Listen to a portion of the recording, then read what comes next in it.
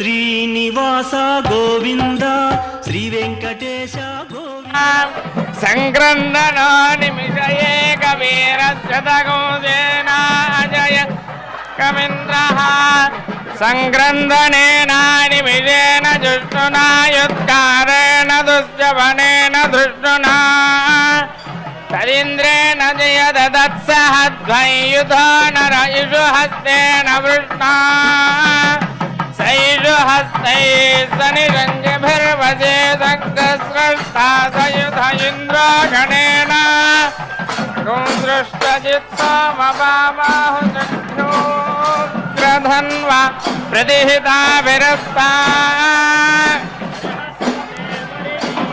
రథేన రక్షోహామిత్రాగో అపబాధమానః ప్రపంచన్ సేనా ప్రమృణో యుధాజయన్నస్మాకమేత్య వితారథానా గోత్రభిదం గోవిదం వజ్రభామశ్రు ప్రమృణంతమోజసా ఇమగోజాతా అనవీరయద్ధమింద్రగోజఘాయో నుజగౌరవద్వం బలవిజ్ఞాయస్థవిరప్రవీరः సహస్వాన్ వాజే సహమాన ఉగ్రః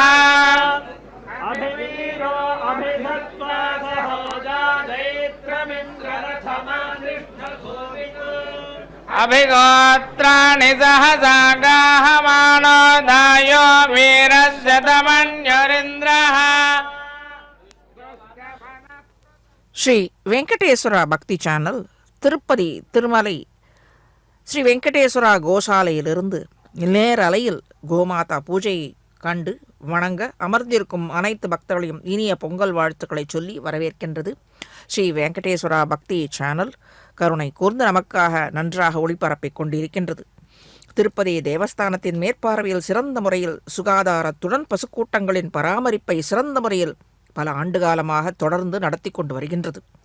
வருடா வருடம் பொங்கல் திருநாளுக்கு மறுநாளான கனு பொங்கல் அன்று கோ பூஜையை திருமலை திருப்பதி தேவஸ்தானம் முக்கிய மேல் அதிகாரிகளின் அவர்களின் மேல் பார்வையின் மூலமாக செய்து கொண்டு வருகின்றது.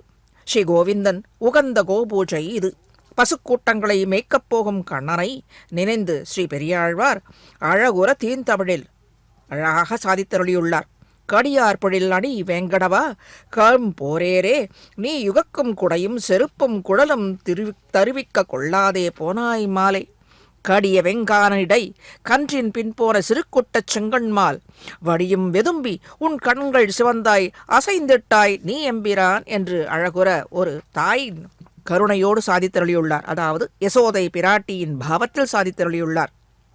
ஸ்ரீ வெங்கடகண்ணன் காடுகளின் ஊடு புகுந்து கன்றுகள் பசுக்கள் வழி தப்பி போகாதவாறு வழி நடத்திச் செல்ல கூட்டங்களுக்கு முன்னே ஓடி தடுத்து நிறுத்துவானாம். குலுங்க குலுங்க ஓடி அப்படி ஓடும்போது யசோதை அணிவித்த பெரிய பெரிய கோடல் பூக்கள் ஆட ஓடுவானாம்.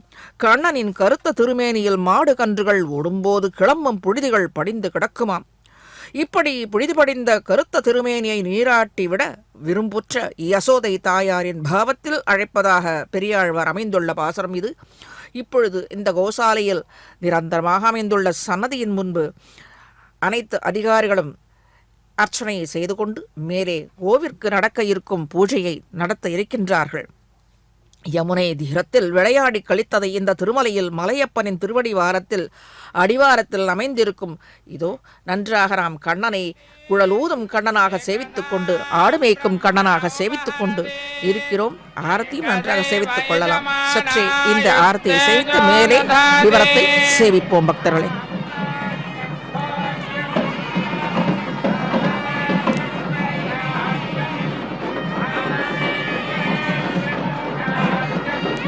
மகாராஜா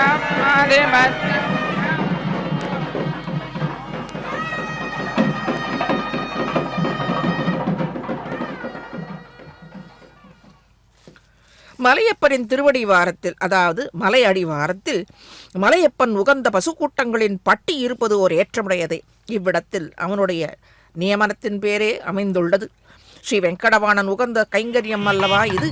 பசுக்களை ரட்சிப்பதை ஸ்ரீ பீஷ்மாச்சாரியர் தர்மபுத்திரருக்கு உபதேசித்துள்ளார்.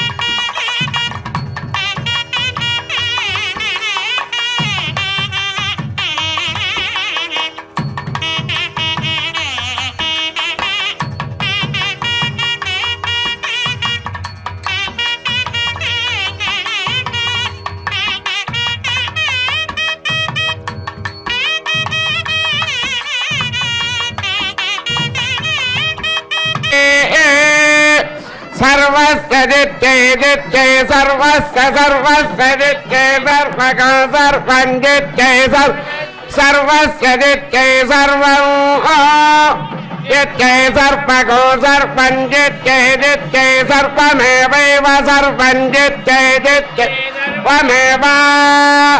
सर्वमेवैव सर्वको त्वमेव तेन तेनैव सर्वको सर्वमेव तेन एव तेन तेनैवैव तेन चाप्नोति तेनैवैव तेन आप्नोति तेन आप्नोत्याप्नोति तेन तेन सर्वको सर्वमाप्नोति तेन तेन आप्नोति सर्वम् आप्नोति सर्वको सर्वमाप्नोति सर्वं जयति जयति सर्वमाप्नोति सर्वं जयति जयति सर्वं जयति जयतीति जयति वृषशैलाधिप एव दैवतन्नः वृषभात्रे स्वर एव दैवतन्नः फणिशैलाधिप एव दैवतन्नः भगवान् वेङ्कट एव दैवतन्नः श्री श्रीनिवासः परदैवतन्नः श्री श्रीनिवासः परमन्धनन्नः श्री श्रीनिवासः कुलदैवतन्नः श्री श्रीनिवासः परमागतिर्नः वक्त्राब्जे भाग्यलक्ष्मीः करतलकमले सर्वदा दानलक्ष्मीः दोहर्दण्डे वीरलक्ष्मीः हृदय सरसिजे भूतकारुण्यलक्ष्मीः खड्गाग्रे शौर्यलक्ष्मीः निखिलगुणगणाडम्बरे कीर्तिलक्ष्मीः सर्वाङ्गे सौम्यलक्ष्मीः पयतु विजयताम् सर्वसाम्राज्यलक्ष्मीः श्रियः कान्ताय कल्याणनिधयेऽर्थिनाम् श्रीवेङ्कटनिवासाय श्रीनिवासाय मङ्गलम् लक्ष्मीप्रसन्न वेङ्कटेश्वर प्रसाद सिद्धिरस्तु आचन्द्रार्कम् वंशाभिवृद्धिरस्तु सकल कल्याण समृद्धिरस्तु रोचनो रोचमान शोभमान कल्याणः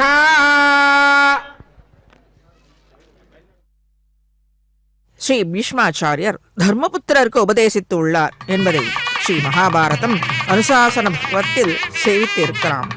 கோ என்னும் ஒற்றை சொல்லிற்கு பசு, பூமி, கல்வி என்னும் மற்றும் மேலும் பல அர்த்தங்கள் உள்ளது. இவற்றை தானம் செய்வதற்கும் வேண்டிய பலன்களை அளிக்க வல்லதுமான தர்மத்தையும் பிரம்மத்தையும் தெரிவிப்பதும் பசு என்னும் கோவே ஏற்றமுடைய பொருளாக ஸ்ரீ பீஷ்மாச்சாரியார் இவ்விடத்தில் சாதித்தருளியுள்ளார். தெரிந்தும் தெரியாதும் செய்த பாப்பங்களை நிவர்த்திக்க, அதாகில் போக்கிக் கொள்ள கோதானத்திற்கு மேலான தானம் எதுவும் இல்லை என்பது இந்த சாஸ்திரத்தில் கூறியுள்ளது. உலகில் ஒரு தாய் தன் குழந்தைக்கு அமுதூட்டுவதற்கு ஒப்பானது பசுவின் பால். உலகில் நாம் ஒதுக்கிவிட்ட புல், இழை, தழை, கழுநீர் என்று இவற்றை உணவாகக் கொண்டு நமக்கு அதை பாலாக சொரிகின்றது இந்த பசு. பசுக்களை எப்போதும் பிரதட்சணம் செய்ய வேண்டும். சகல தேவதைகளும் பசுவின் உடலில் குடி கொண்டுள்ளது என்பர். சாட்டையாலோ பிரம்பினாலோ உலோகத்தாலோ அடிக்கக்கூடாது பசுவை.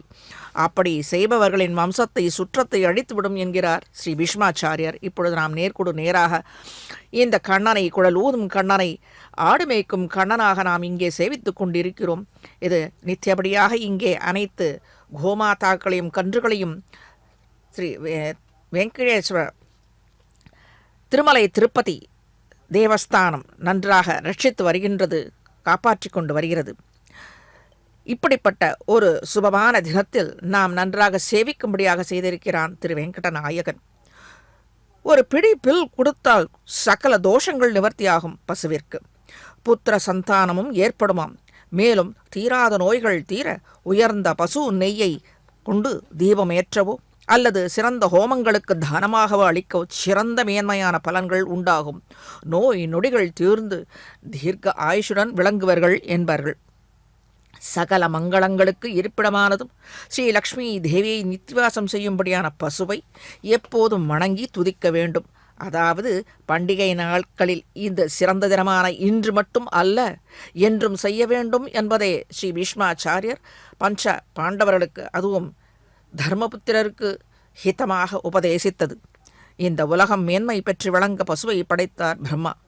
இதன் உடலில் 14 உலகையும் 30 முக்கோடி தேவர்களையும் இருக்கச் செய்தார். அதனால்தான் புதுமனை புகவிழாவான கிரகப்பிரவேசத்திற்கு கன்றுடன் கூடிய பசுவின் கோதூளியை முந்துர முனம் இல்லத்தில் பதிய விடுகிறார்கள் அல்லவா? அனைத்து கிரக தோஷங்களும் நிவர்த்தி அடைகின்றது என்கின்றனர். இதன் காரணத்தினால் கண்ணன் நம்மை நோக்கிக் கொண்டிருக்கின்றான். பசுவை சொல்லும் பொழுது அவன் உகந்த பசுக்கூட்டங்கள் அல்லவா?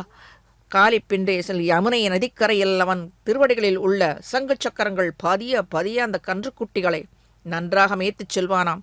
பசுவின் மணியை கட்டிக்கொண்டு அந்த ஒலியினாலே கன்றுக்குட்டி இவன் பின்னே செல்ல அந்த கன்றுக்குட்டிக்கு யமுனை தீரத்தில் உள்ள நீரை பருக உபகரிப்பானாம், கற்றுக் கொடுப்பானாம். மேலே துளசி மாடத்திற்கு நடக்க இருக்கும் இந்த பூஜையை சற்று சேவிப்போம் மக்களே.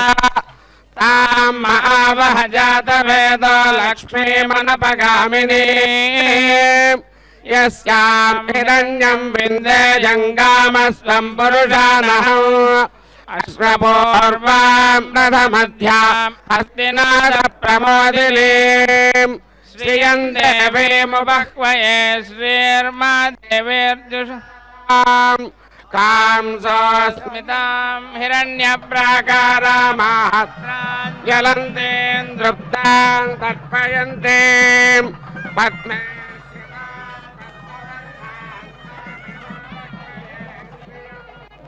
चन्द्रां प्रभासा यशसाच्चरन्ते श्रियल्लोके देवदुष्टामुदाराम्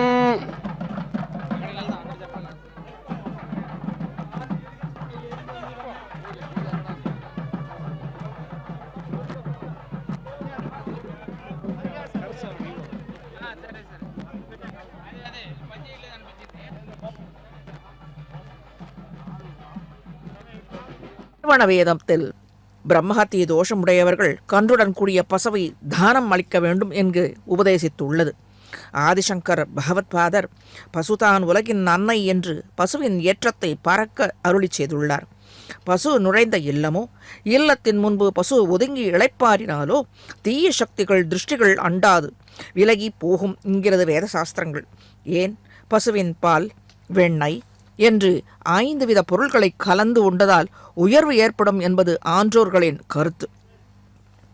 பசுவின் வாலை தொட்டு வணங்குதலால் அனைத்து தடைகளும் விலகும், சகல ஐஸ்வர்யங்கள் இல்லத்தில் குடிபுகும்.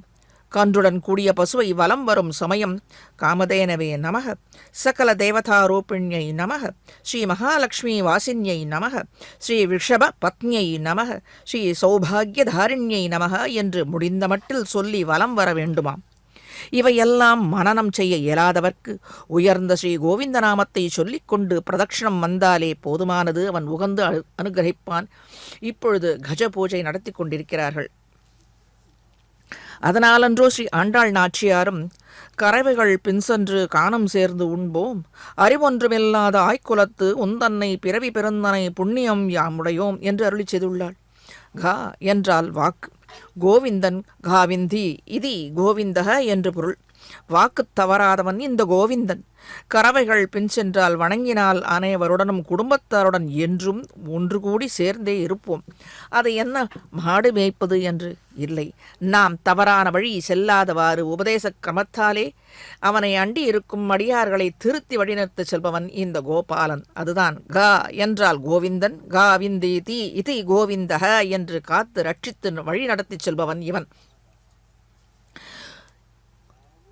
சேர்ந்து இருப்போம் குடும்பத்தாருடன். இந்த அனைத்து பசுக்கள் இந்த கூட்டங்களுக்கு இவன் உதவியால் தானே இவன் ஆட்சி குலத்திலே இடை குலத்திலே தோன்றியது.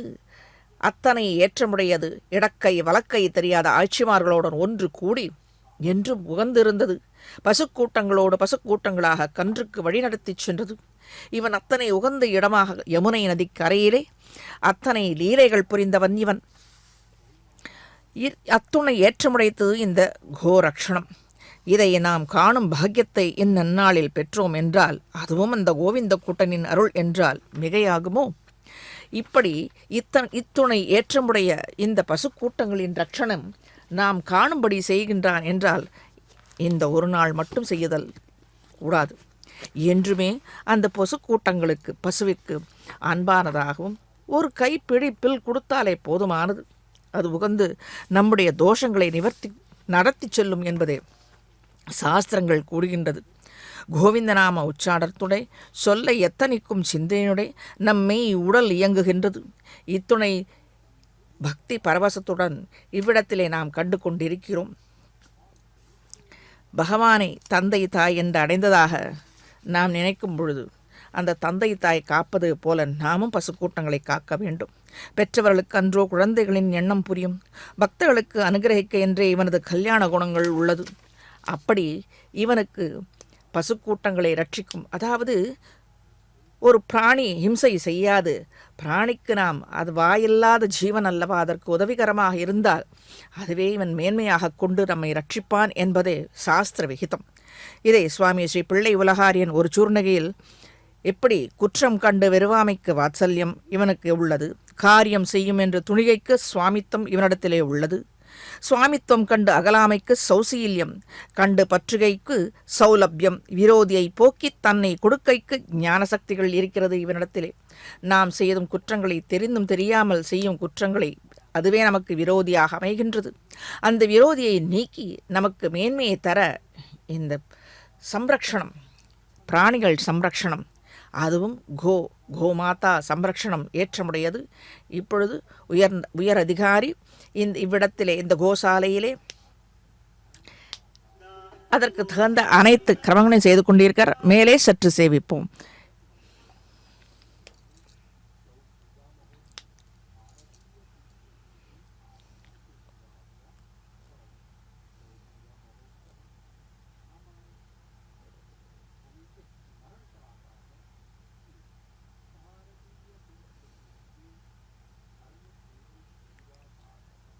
இதை தொடர்ந்து நாம் கிரகத்திலும் நாம் செய்வோம் அல்லவா. இதை பார்த்து கொண்டே நாமும் கிரகங்களில் இந்த கிரமங்களை செய்து கொண்டிருப்போம். இப்படிப்பட்ட சுவாமித்துவம் உடையவன் பிராணி ரட்சணத்திற்காகவே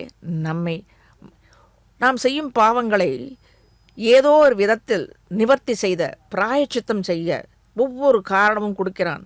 இவ்விடத்தில் இவ்வுலகில் நாம் தவறு செய்யாதவர்கள் எவருமே இல்லை. ஆக தவறு செய்துவிட்டோம் என்றால் ஒரு பிராயச்சித்தம், தெரியாமல் செய்துவிட்டோம் என்று மன்னிக்க வேண்டும் என்றால் பிராயச்சித்தம், உயர்ந்த பிராயச்சித்தம் கோரக்ஷணம்.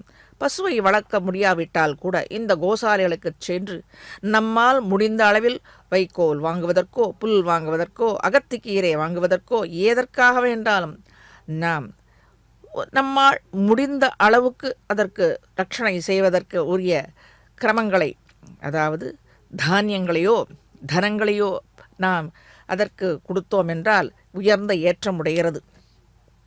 அதுதான் அந்த விரோதியை போக்குவான் எம்பெருமான் உகந்து நமக்கு என்ன விரோதியோ நோய்வாய்ப்படலாம் இவற்றை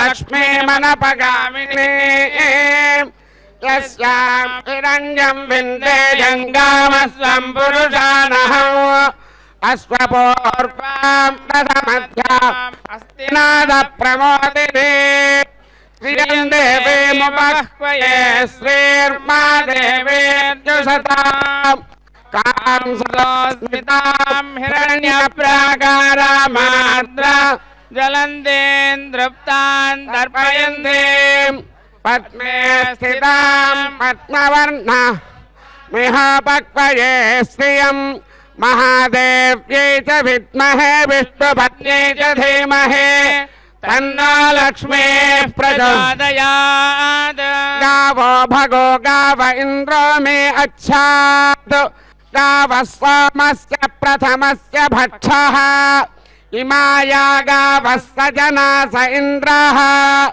इच्छामि धृता मनसा चिदिन्द्रम् यूयङ्गावो मे तैसा कृषञ्चित् अश्लीनञ्चित् कृणुथा सुप्रतीकम् भद्रं गृहं कृणुथ भद्रवाचः बृहत्वापजमुच्यते सभासो यावते सूयवसगो रुषन्ते शुद्धा अपस्सु प्रपाणे पिबन्ते मावस्तेन ईशतमाघसगोंसः परिवाहेते रुद्रस्य वृञ्जात् उपेदमुपपत्यनम् आशुघोषोपवृच्यताम् उपऋषभस्य रेतसे उपेन्द्रतपभेत्ये श्रिये जातः श्रिय आनिरेयाय श्रियं वयो जनितृभ्यो दधाते श्रियं वसानामृतत्वमायन् भवन्ति सत्यासामिदामितद्रो श्रिय एवैनन्दश्रियामा दधाते सन्ततमुजावसत्कृत्यं सन्दत्ते सन्धीयते प्रजया पशुभिः य एवं वेद गन्धत्वारान्तराधर्षान् नित्यपुष्टान् करेषिणे ईश्वरे गो सर्वभूतानान्तामिह बह्वये श्रियं महादेव्यै च विद्महे विश्वपत्न्यै च धीमहि तन्नो लक्ष्मीः प्रचोदयात्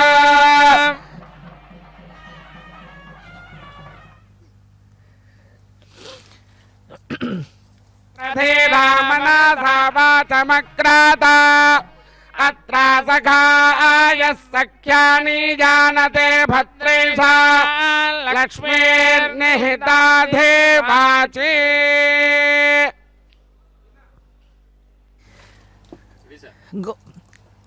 கோவிற்கு ஆரத்தி கன்று பசுவோடன் கூடிய அப்படி இருக்க வேண்டும். அப்படிப்பட்ட பசுவிற்கு நன்றாக பூஜை செய்தால் அனைத்து தோஷங்களும் நிவர்த்தியாகும். இப்படிப்பட்ட பாயற்ற ஜீவன்களுக்கு வருடத்தில் ஒரு முறை அல்ல, நித்தியபடிக்காகவே செய்ய வேண்டும். ஏன் துவாதசி அன்று, ஏகாதசிக்கு மறுநாள் துவாதசி அன்று அகத்திக்கீரை பசுவர்களுக்கு கொடுப்பார்களே, அனைவரும் அறிந்தது அன்றோ. இப்படிப்பட்டவர்களிடம் எம்பெருமான் வாத்சல்யத்தோடு இருப்பான். அது என்ன வாத்சல்யம்? எம்பெருமானை பக்தியோடு பற்றி தன் குற்றங்களை மன்னிக்க வேண்டி தனக்கு வேண்டியவற்றை பிரார்த்திக்க அஞ்சாது அவனிடத்தை நெருங்க வைக்கிறது இந்த வாத்சல்யம் குணம்.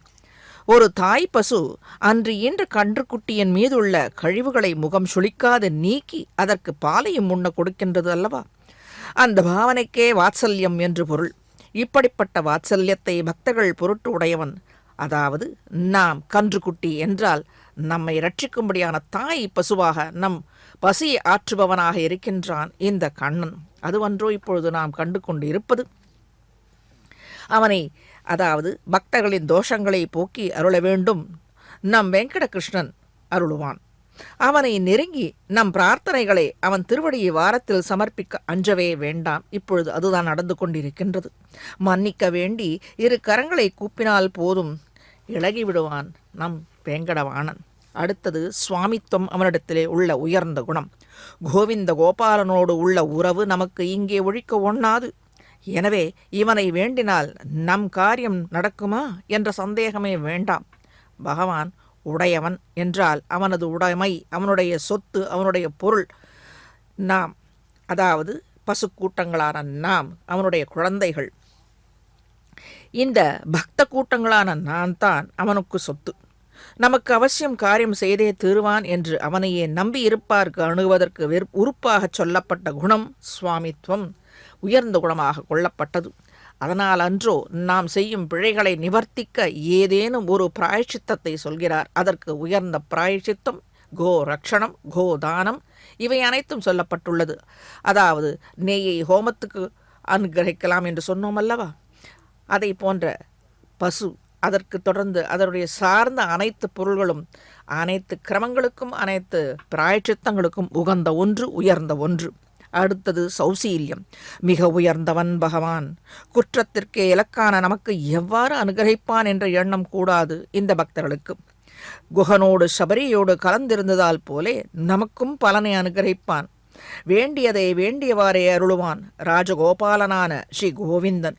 ஆனால் நாம் ராமாவதாரமோ கிருஷ்ணாவதாரமோ கண்டோம் இல்லையே என்று துக்கப்பட வேண்டாம். எப்படி நம்புவது என்று அழகாக வெள்ளி மயில் பீலி சாற்றிக் கொண்டிருக்கின்றான் இந்த கிருஷ்ணன். அவ்வோ அவதார தசைகளிலே பகவான் பக்தரட்சனாக இருந்த இருப்பை இப்போது இங்கே அர்ச்சை திருமேனியாம் இந்த கோசாலையில் இந்த கண்ணனை நாம் கண்டு கழித்து கொண்டிருக்கிறோம். நம் ஸ்ரீ ஸ்ரீனிவாசனை கண்டு மனம், மொழி, உடல் என்று எல்லாவற்றிலும் முன்றி வணங்கி நின்று தொழுதாலே போதுமானது, நம்மை ரட்சிப்பான் இந்த கோபாலன்.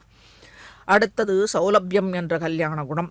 இப்படி நாம் காணாத அவதார தசைகளில் என்னென்ன பக்தர்களுக்கு அனுகிரகம் செய்தால் அவை அனைத்தையும் இதோ இங்கே இப்பொழுதே தன் வடிவழகை நம் கண்ணுக்கு விருந்தாக்கி அவனது குமிழ் சிரிப்பால் நம்மை மயக்கி, என்ன வேண்டுவது என்று தெரியாது நம்மை மயக்கி பக்தர்களின் உடல், மனம், வாக்கு எல்லாவற்றிலும் தனதாக்கிக் கொள்கின்றான் இந்த கோவிந்த குட்டன்.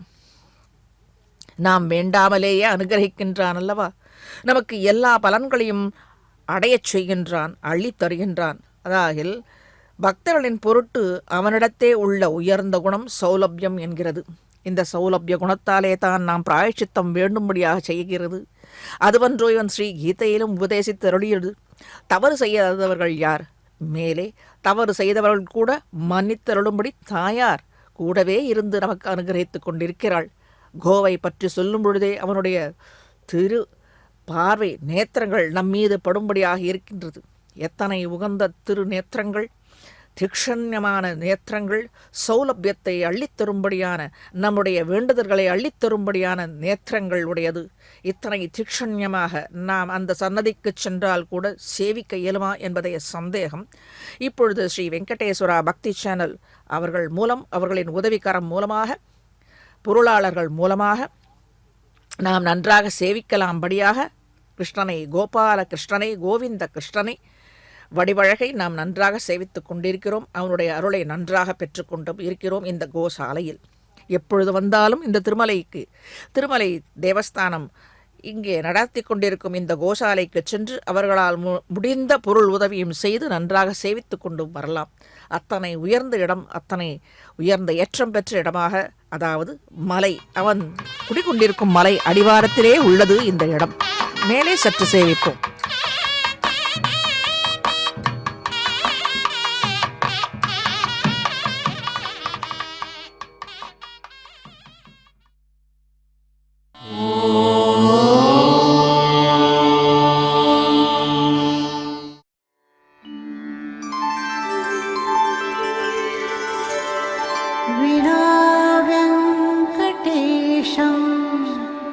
ननाथो ननाथः सदा वेङ्कटेशं स्मरामि स्मरामि। हरे वेङ्कटेश प्रसीद प्रसीद, प्रियं वेङ्कटेश प्रयच्छ प्रयच्छ।